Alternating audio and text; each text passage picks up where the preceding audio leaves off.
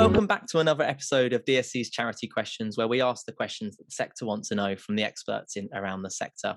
And we've got Debra with us again today.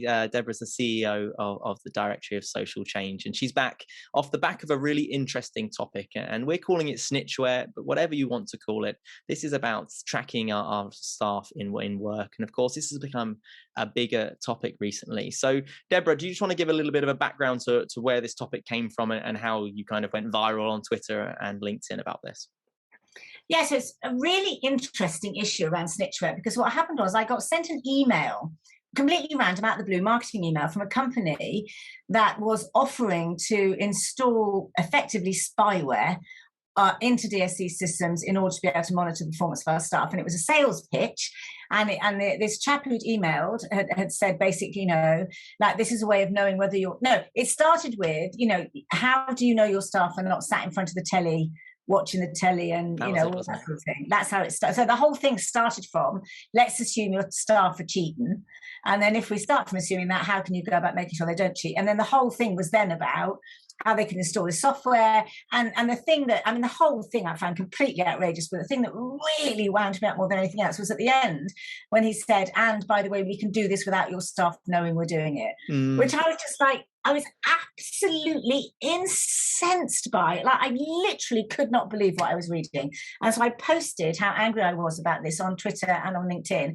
And as you say, George, it went completely mad, like with so many people ploughing in about this particular subject. It was really interesting. Some people, I have to say, a minority, but some people defending it, which I found also interesting and really quite shocking. It was, yeah, it was indeed. It was interesting to see both sides. And do you think this is a new phenomenon with kind of the post-COVID remote working, hybrid working, whatever you want to call it? To be honest, not really, because I actually think that this isn't about software, it's about leadership. And I think that if you're a really bad leader, you do tend to rely on things to monitor your staff, their performance, because you don't trust them to perform.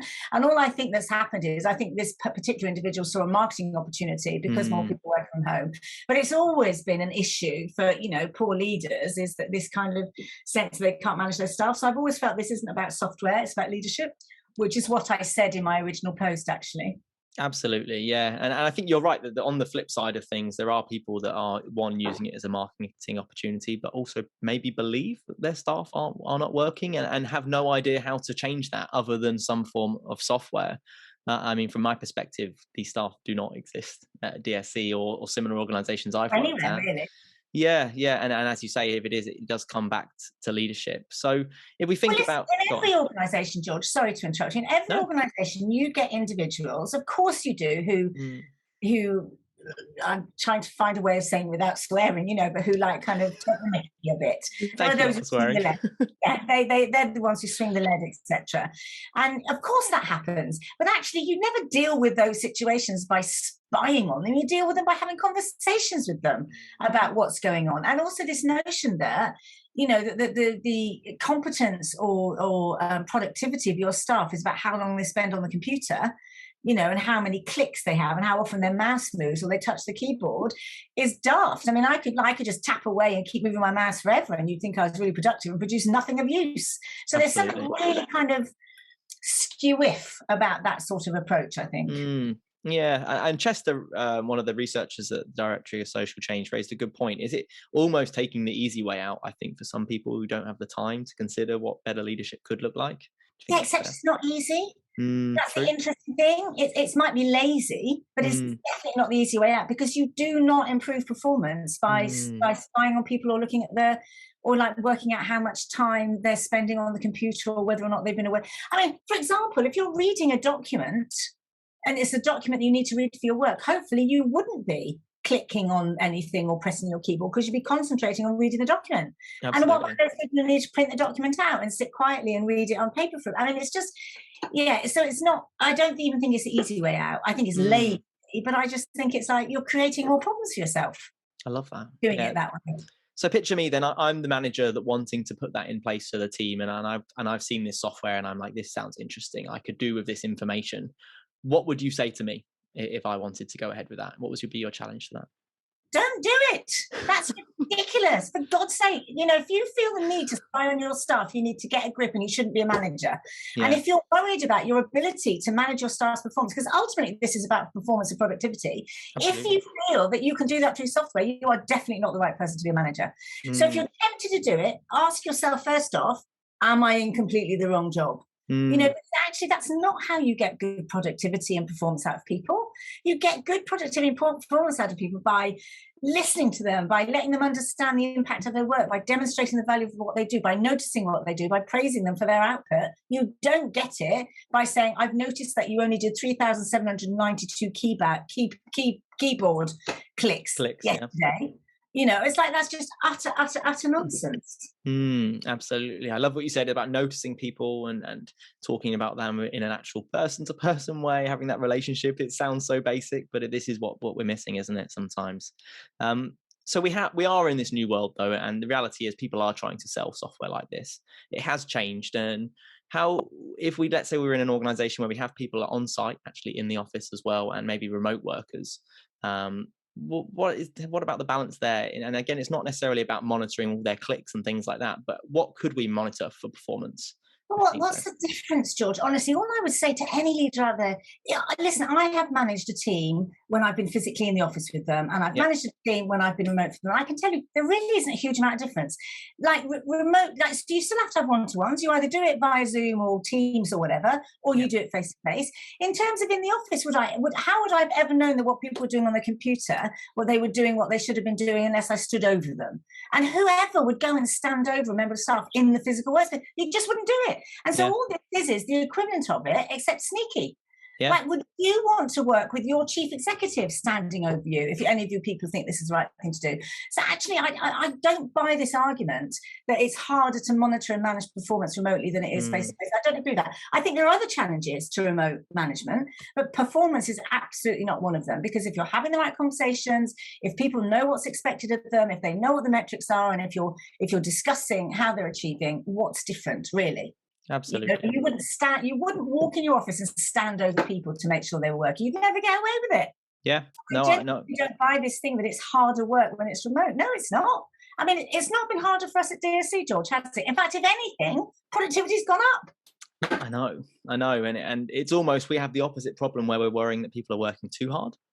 Is in the charity sector, at least that's the reality. I know the sales email that sparked all this wasn't charity specific.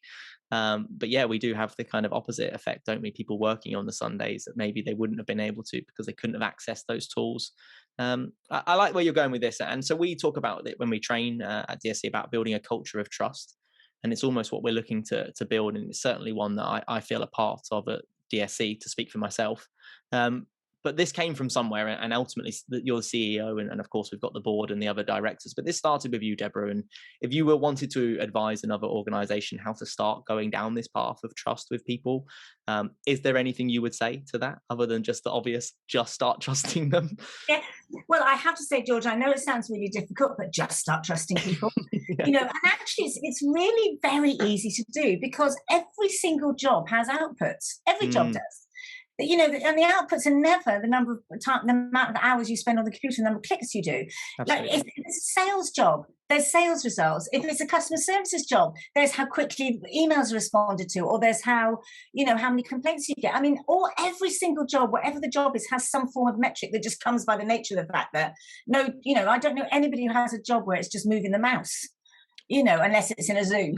I don't know, maybe there's a job but you get the point. So you never, ever need to monitor hours, really. It's about, outputs. I mean, okay, maybe I'm stretching slightly, because of course there are some roles where you have to be physically at your desk for example, if it's a customer-facing role if it's hospitality, or if it's, stacking shelves in a supermarket, or if it's police officer on the beat or something, of course, there are the hours that you have to put in. But actually, you still wouldn't measure those people by the hours anyway. Because to be honest, people can turn up and sit on their till in the supermarket for a whole day and take forever to process a transaction.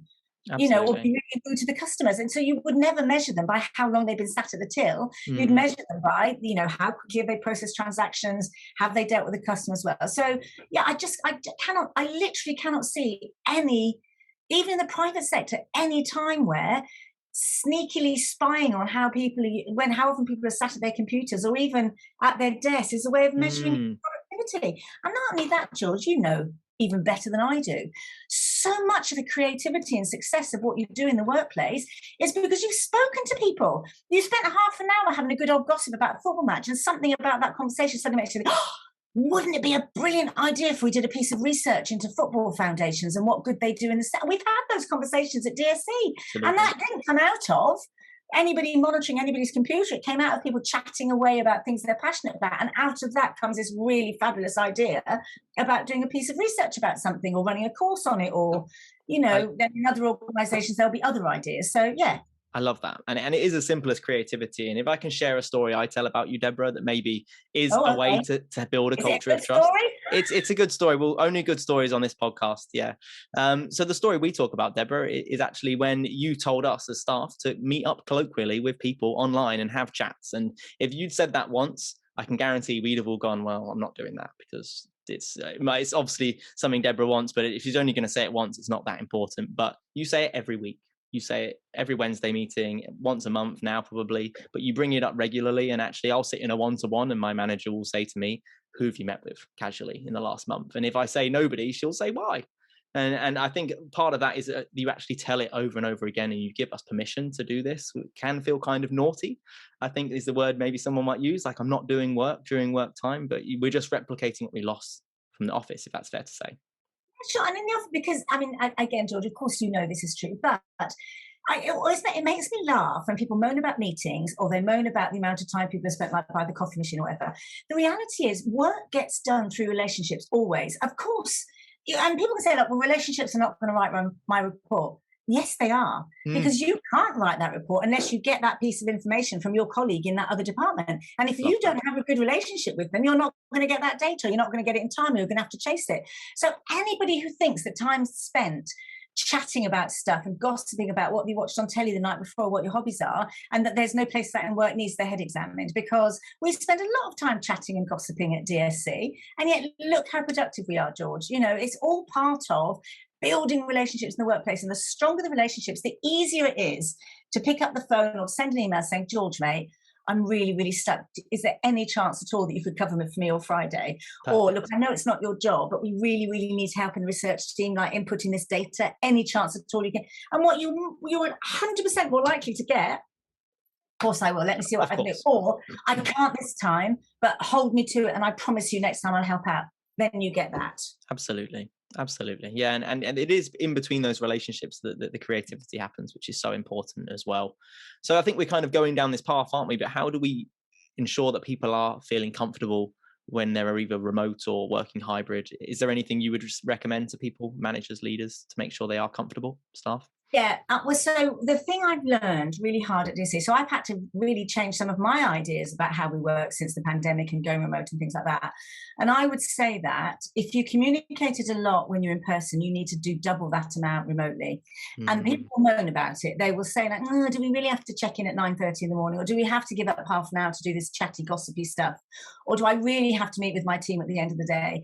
And people will for all sorts of reasons, not want to do those, but you have to insist on them. mm, Because actually, the more, and we've certainly found this at DSC, I think we've lost some stuff not being physically together, but we've absolutely. gained an enormous amount. So, for example, if I just think about me as a chief executive, I now see all of our staff at DSC every single day without fail, at least once a day. And I get to have a chat and they get to hear what's on my mind. And we just get this sort of sense of access.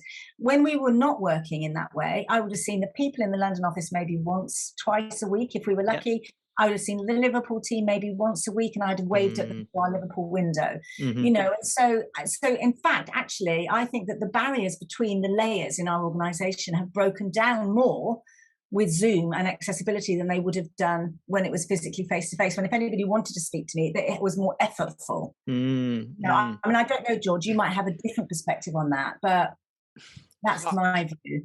So we train this, we train the check-in and the check-out for people, and we always get someone stop us and ask us to explain this for that exact reason that you said. It can be hard to get people through that change curve initially and to see the importance. Why did you start doing them, Deborah? What was kind of your reasoning behind the check-ins and the checkouts? And maybe tell a little bit more about what they are as well, if that's okay. Sure, yes, of course. So it was at the beginning of the pandemic, and the honest truth is, I mean, this is a terrible thing to say, but it's true. I wanted to make sure nobody had died. Honestly, it's like, how would I have known? Like, if we didn't have people, because in the office, if you go into the office and somebody doesn't turn up, you know they haven't turned up because you can see their empty desk. When you do everything remotely, if you don't have people like signing in, how on earth do you know that they're okay? And that they've got through the night, and also their mental health. Like when somebody comes into the office, you can see. Whereas if you just rely on somebody emailing, "I'm here," like, yeah, you might be here, but actually, are you sobbing your heart out? And it's, are you tearing your hair out? And do you look an absolute mess because you're in a So I did it because it was my only way of making sure that the folk had made it through the night effectively. And actually, and because it's always, as you know, George, what we say at DSC is it's the equivalent of coming into the office in the morning. So we spend no more than 10 minutes or sometimes longer if I'm ranting about some particular thing that has annoyed me about the world of work, by the way, not about our staff. But it's like, it's the equivalent of coming into the office in the morning and saying, morning, how are you? How was the journey? And really, what did you see that program last night on telly? Has anybody watched XYZ? What we're trying to do is create the virtual equivalent of coming into the office in the morning. Yeah. And also it gives people a sense of structure. So of course at DSC, some people start work super early because they want to and it suits them to do so. But it just means that there is some structure. So you know that 9:30, come on lads, we're expecting you in work now. And 4 o'clock or 4:15 or 4:30, what you do before and after that is about how you manage your own time. But you know that we care that you're there. And we care that you're there because we care about you, not because we don't think you're doing the job, because we know you're doing the job. We can see the outputs.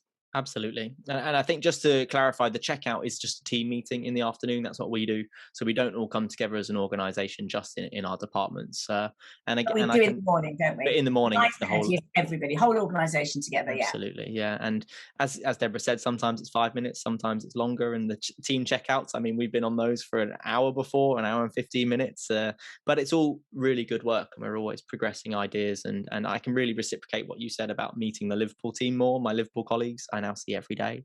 The people on my team from Liverpool, I work with every day, in much closer relationship. So that is the benefit, isn't it, of this hybrid world? And I imagine if we went back into the office for whatever reason, we'd probably still do the digital check-ins in the morning. I think we probably would, George, to be perfectly honest. Although we don't really have an office anymore. So that's not our future, is it? But yeah, I'd be interested to see. Talking about kind of flexible working, I'm not sure if you've seen the NCVO Akivo document yet called Time to Flex. So they were saying that potentially there's a consideration that the future of charity jobs should all be flexible, actually. And I just wondered if you had a thought on that, whether that is right or how you see that I definitely think it's right. I think it's challenging in some circumstances. So, for example, if you're clinical work in a hospice, it's a bit more challenging. Or if you're, doing sort of counselling or therapeutic work, it's a bit harder. Of course, but there's always a way around it. I mean, we at DSC, our flexibility is not about people choosing do they work between 10 and 4 or whatever. Our flexibility is kind of both inflexible and flexible at the same time. So listeners, what we do is we don't have a 4-day week, we have a 3-day weekend, and we're a bit inflexible about that because that's about the fact we believe people need solid time off. We don't think 2 days in a row is enough.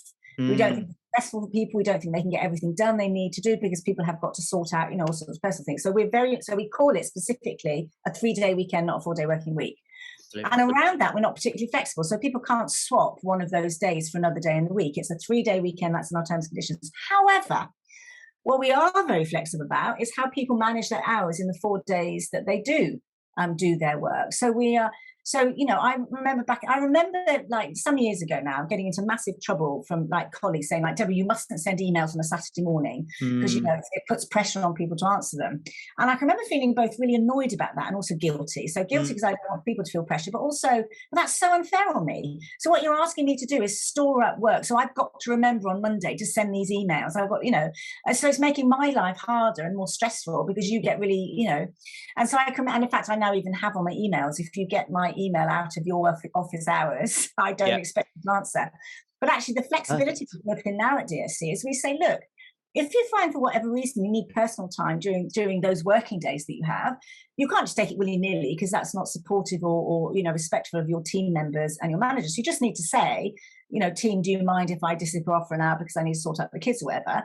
Absolutely. But if you then need to take that time and you want to catch up on a Monday evening or a Sunday afternoon or a Sunday morning, whatever, but that's fine. we don't mind about that, really. It's like we trust you to manage your time in a way that suits your life.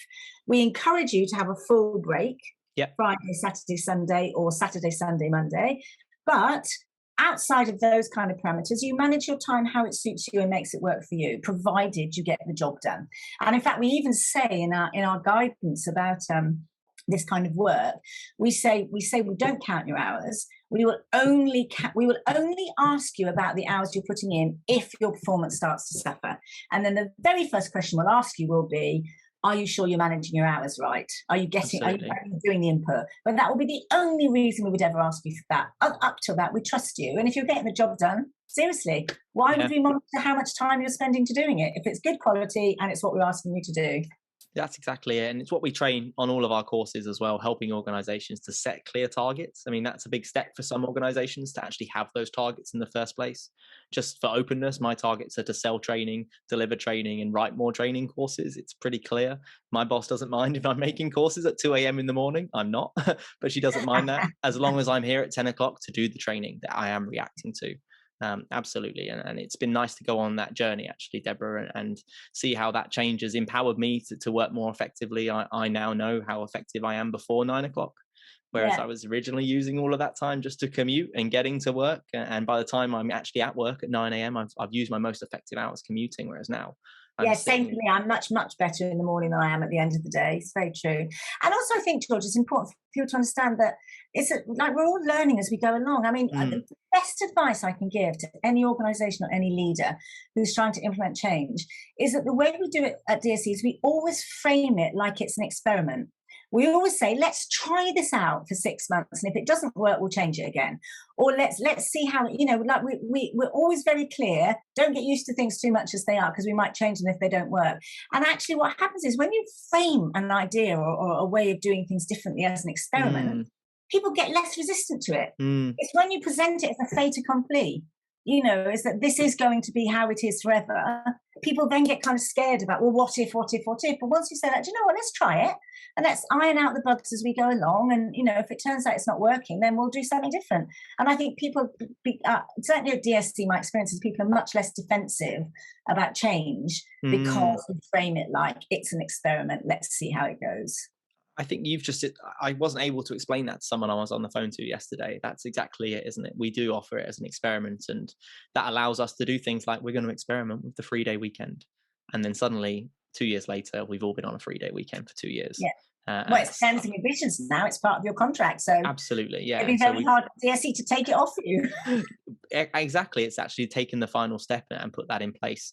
So I have a question here about what else we can learn. And I think that is a really nice point, to just learn to just go ahead and experiment and be open to learn whilst making the change happen. I know there are people sat there going, I wish we could follow in DSC steps, but actually briefing and consulting with people is so difficult. But also, because the other thing I think we're also very good at doing this is we've learned the hard way is like to not solve the problems. And what I mean by that is when people come up with objections, we don't go away and try and work out how to solve them. We go back and say, that's a really good point, George. Any ideas? Absolutely. So we basically hand the challenge back to the staff, not in kind of a way of like getting ourselves off the hook, but because the staff, if the staff have identified the problem, they usually know how to solve it.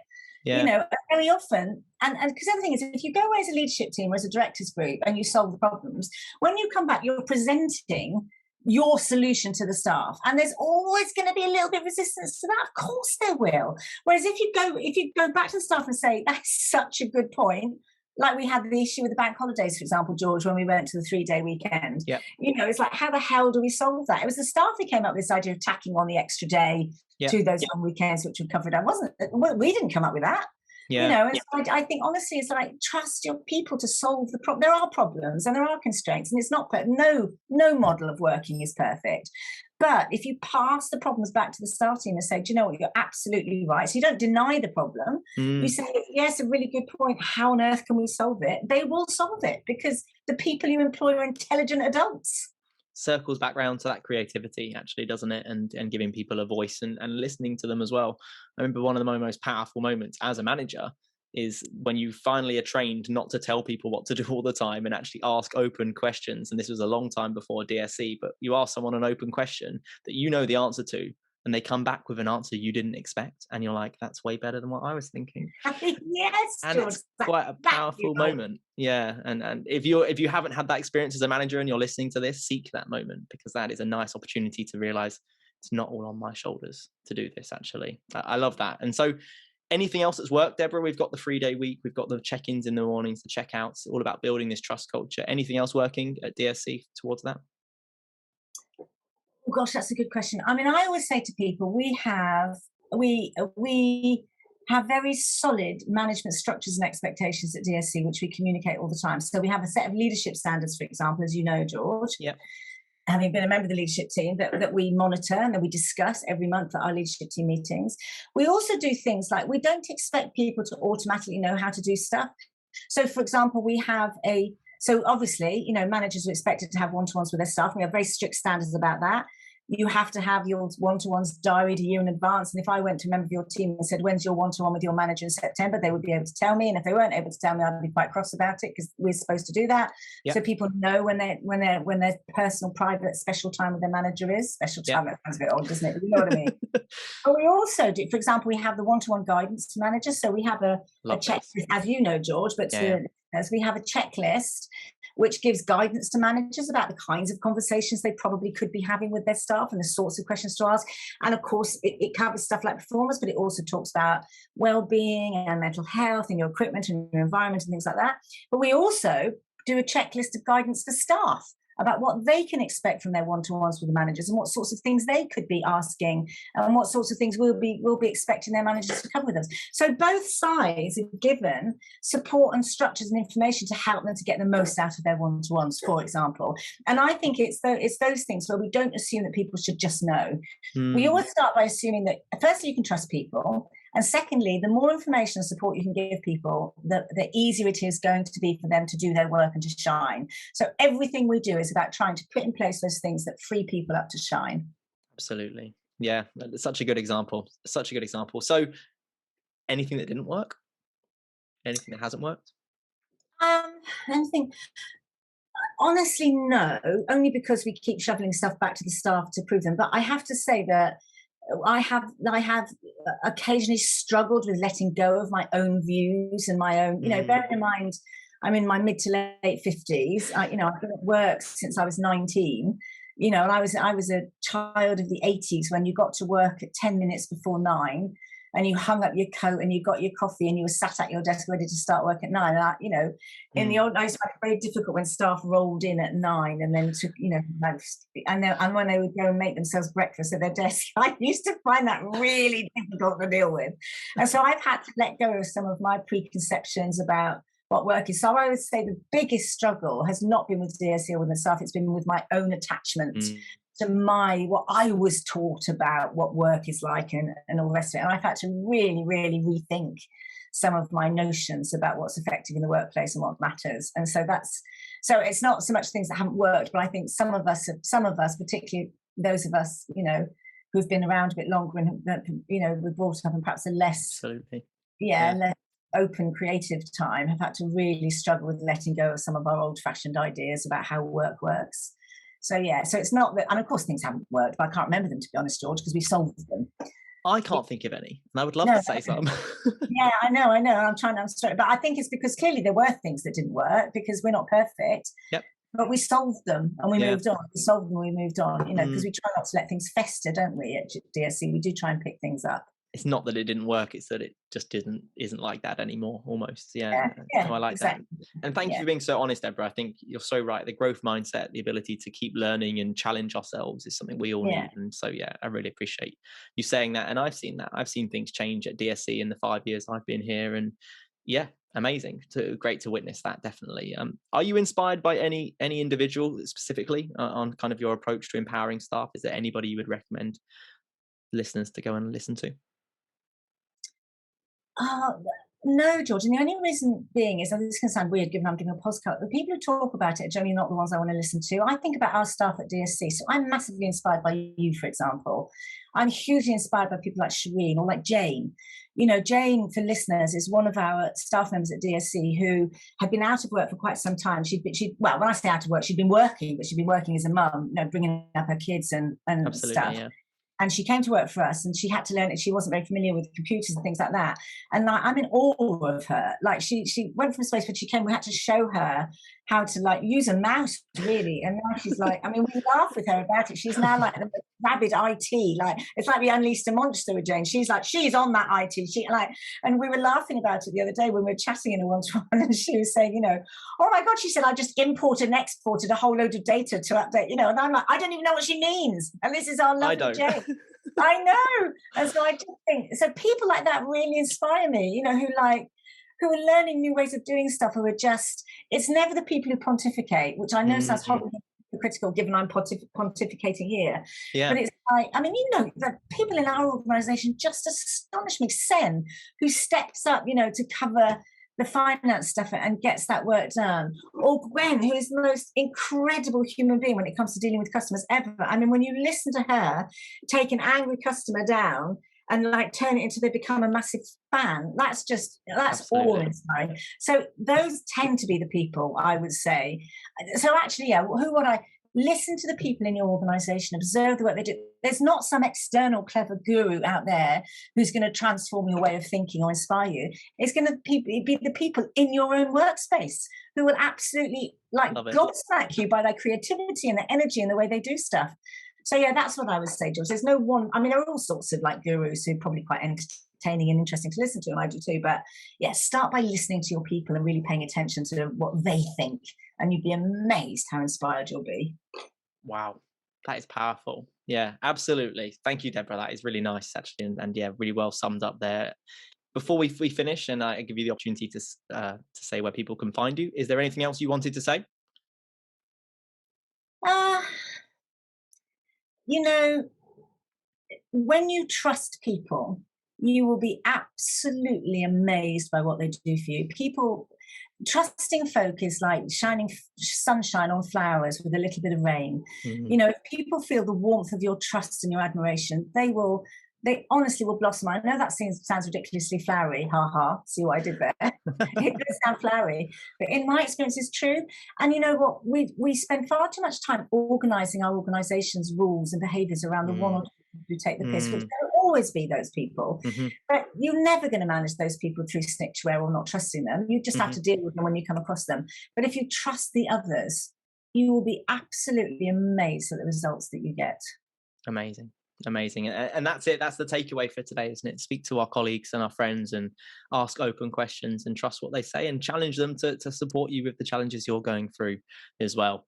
So, Debra, this all came from you going viral on Twitter and LinkedIn, and you're always posting on Twitter specifically. So can you just let people know where to contact you? Is that okay?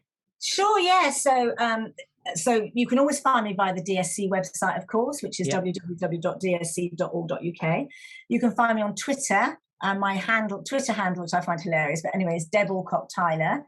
So you can find me via there. On LinkedIn, if you just search my name, Deb Alcott-Tyler, I'm there. Or again, you can get to me via any of the DSC websites. Absolutely. I'm always really interested in engaging with people, you know, so definitely DM me, actively, you know, really interested in having conversations and debate about these issues. Perfect. And we're all on this journey together, actually. And I think the charity sector holds a real firm light against snitchware and things like that. And it's great to hear this story kind of expanding in Instagram, in LinkedIn and things like that as well. So thank you very much. And we'll say goodbye to the listeners. And thank you for listening to another episode of Charity Questions here. Just to let you know, Debra has also had been a guest on two of the other podcasts, episode 1 and episode 2. So if you like listening to Debra today, please check out episode 1 and episode 2 of the podcast as well. Thanks. Thank you for watching Charity Questions by the Directory of Social Change. So this is the podcast where we bring charity experts to you and we ask them the questions that you provide us via social media. So if you want to get involved, please check out the Directory of Social Change on Instagram, Twitter or LinkedIn. And of course, to hear more about this content and to learn more about Charity Questions, subscribe to our YouTube channel now, and of course like this video to let us know if you enjoyed it. Thank you very much for watching. Cheers.